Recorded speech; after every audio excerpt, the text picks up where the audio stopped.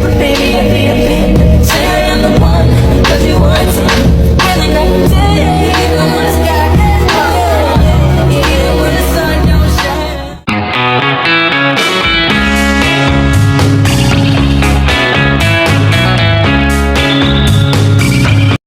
Assalamualaikum Pak, selamat pagi. Ya, pagi.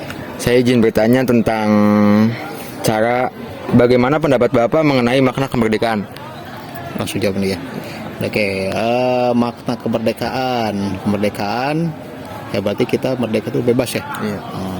Kita bebas untuk melakukan kegiatan ya.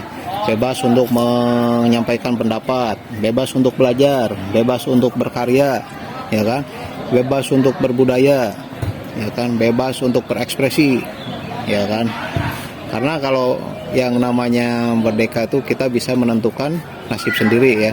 Beda kalau misalnya yang tidak merdeka kan, mau belajar aja kan harus dibatasi, ya kan? Mau mengutarakan pendapat aja dilihat dikit-dikit misalnya udah diawasin gitu kan. Kumpul aja kalau nggak salah itu kalau misalnya ada 5 orang berkerumun langsung tuh ada tentara. Zaman dulu kayak gitu. Nah, sekarang merdeka nih. Bebas. Ya, terus juga bebas berekspresi, berbudaya ya. Mengembangkan budaya sendiri ya sejauh masih dalam norma-norma yang baik gitu kan.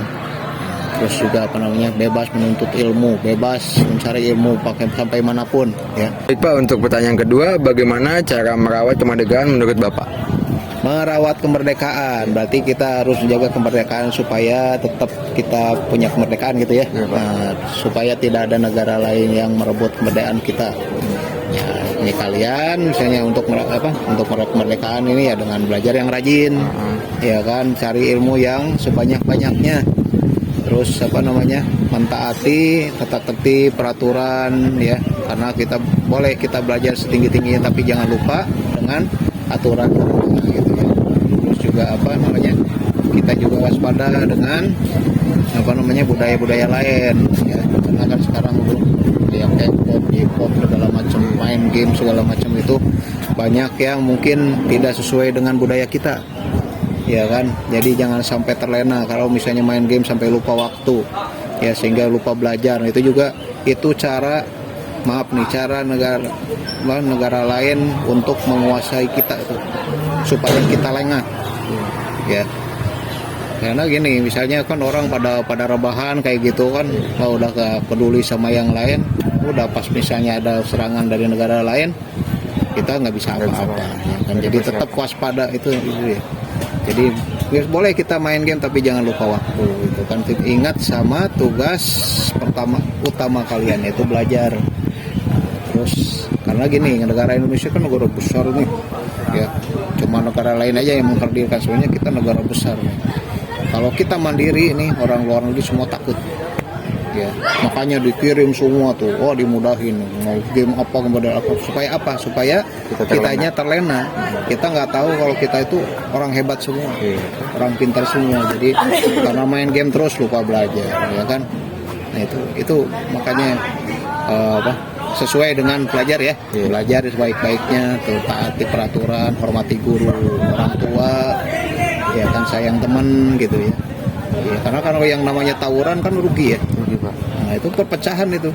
Orang luar negeri senang gitu. Musuh-musuh negara kita senang. Wah, tawuran gampang tuh. Udah ditahu ini aja dibagi-bagi gitu, diadu-adu gitu kan. Udah pas datang kita udah tumpul semua, udah tinggal nah, itu makanya kita harus waspada. Gitu aja. Baik Pak, terima kasih ya untuk waktunya.